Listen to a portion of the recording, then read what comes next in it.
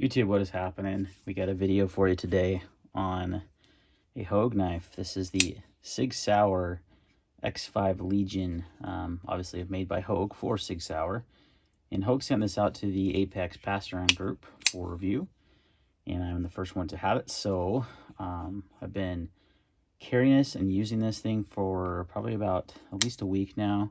I gotta tell you, I'm already a fan of Hogue knives. I think they're one of the most underrated makers in the U.S. Actually, just anywhere, but especially for USA made knives. They just do a fantastic job on all their knives. They do a good heat treat on their steels. They're very willing and they're willing to put their product out for review. They're not afraid to have it tested by Catra. They sent some knives to Alchemy 1 to have that done when we were doing that whole Catra testing thing and the whole HRC debate. It's kind of fizzled out at the moment, but so I've always been super impressed with them as a company. I met some of their reps at the USN show last year. Very, very great to work with. So yeah, the X5 Legion is pretty freaking awesome, actually. I absolutely like this knife quite a bit, but let's get into the details and stuff before, of course, my furnace gets on. The timing.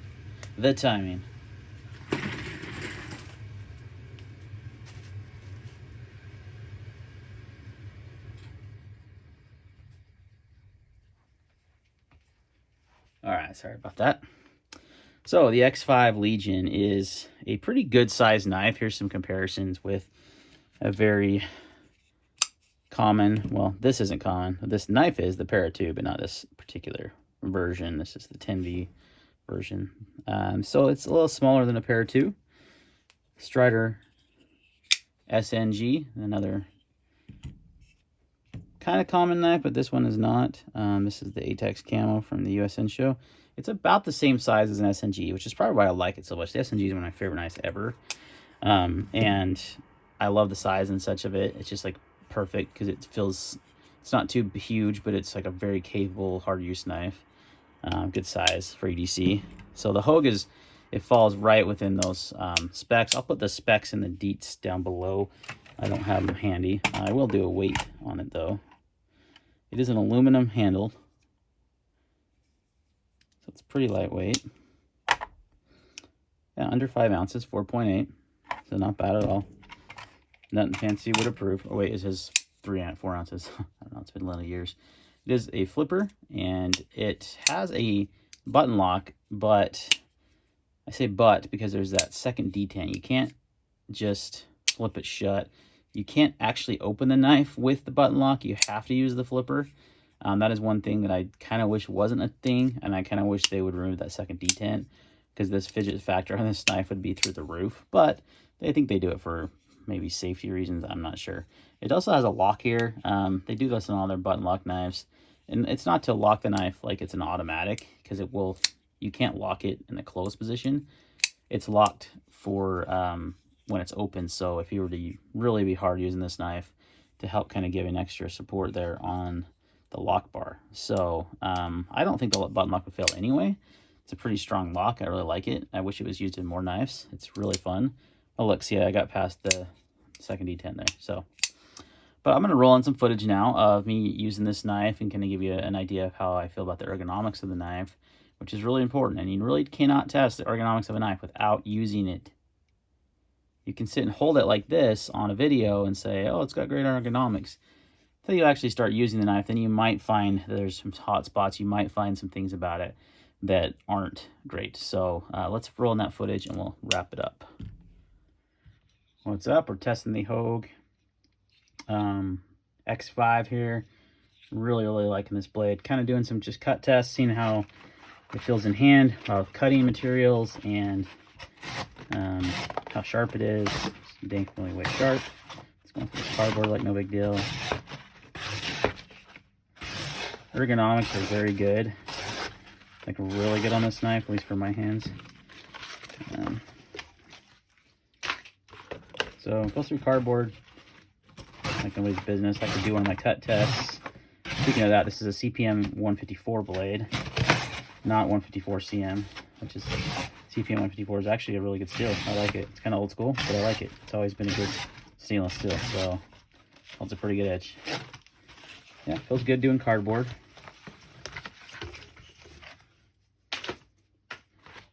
Do one more sheet.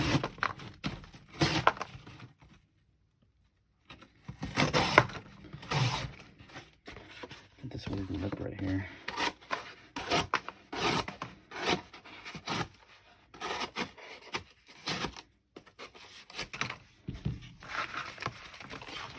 All right, I'll try some zip ties and some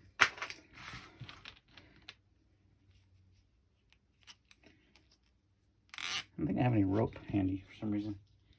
Must have used it all down here. Yeah, no big deal there. Let's take a little bit more force to break that, and gripping it in this kind of hammer grip here. Feels good.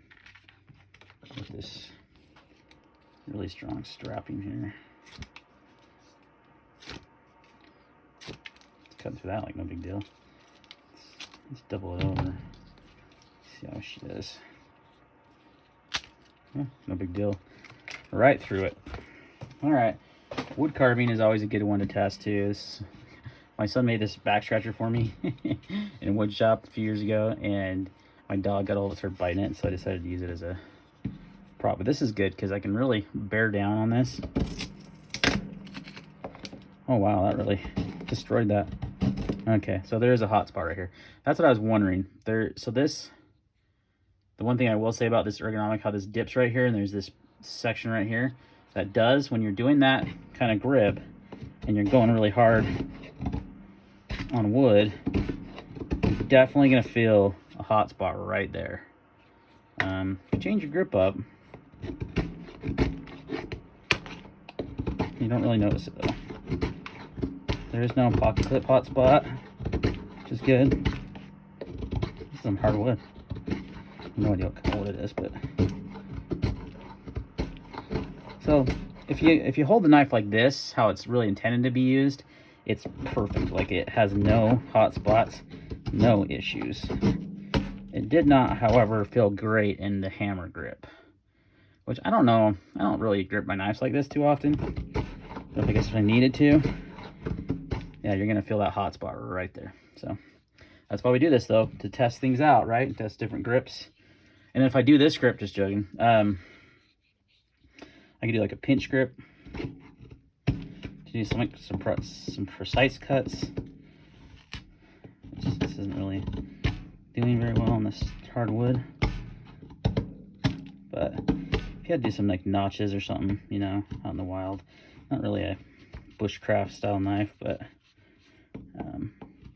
you could if you needed to. But yeah, this is definitely like the design grip. Putting your finger up here on that rest, just grabbing like this is super comfy in the hand. Like, I could go at this stick for hours.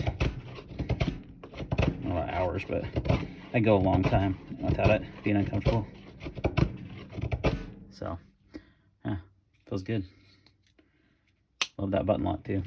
All right, found some rope in the garage, so we're just gonna do some pull cuts and try both grips. This one that was kind of uncomfortable earlier, and this one it feels more natural with the knife. So let's try that one first.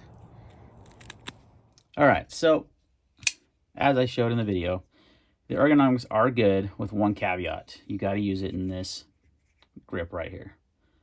This grip right here is where it's designed to be used. You got this thumb ramp here by the thumb ramp right here by this swedge here, going into that harpoon blade shape, which I love.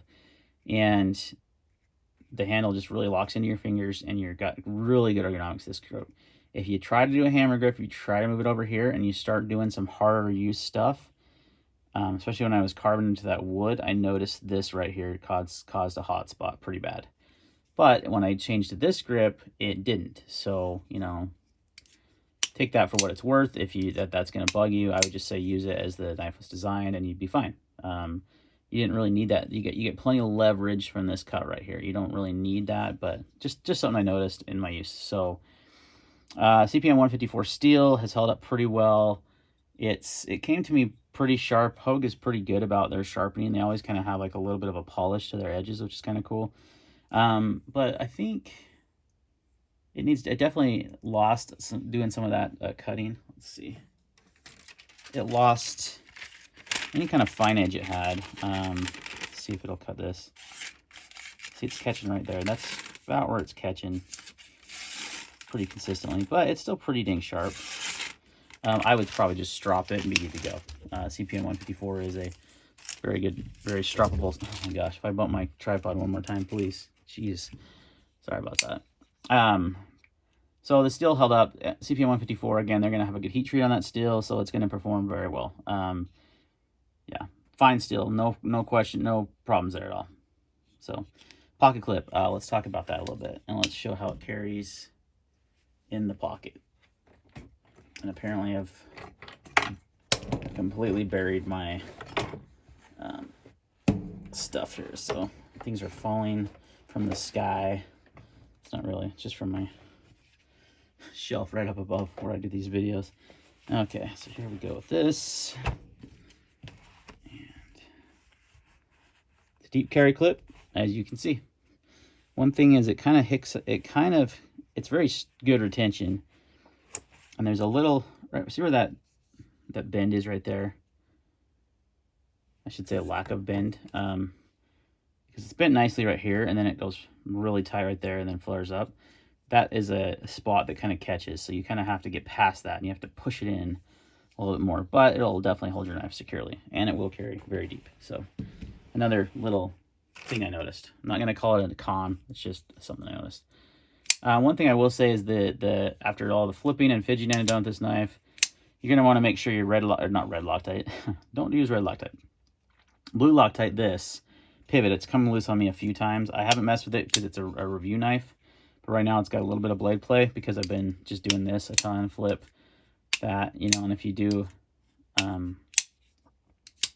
see, I can get to shut past that second detent, you know, but it's a little loose. And if it's snug like it should be, then it really won't get past that second detent. But so just one thing to notice, just keep that tight. You'll be good to go. But other than that, I really dig this knife. It's around $200.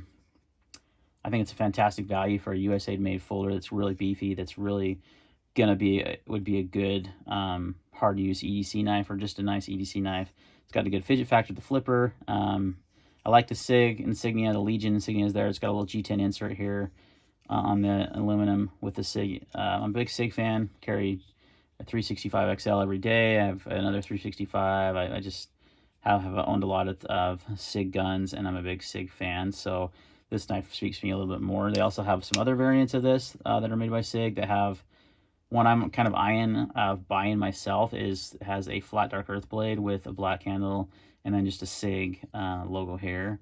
That thing was speaking to me. I was looking at it online. I was like, ooh. So it's one of those knives I've been interested in, but I kind of like saw it from a distance and it didn't really appeal to me. But then I got it in hand and started using it, and I decided, oh yeah, I like this quite a bit. So I could definitely see myself picking one up in the near future. So, all right, guys, that's going to wrap up the video. Thanks for watching, and we'll see you next time.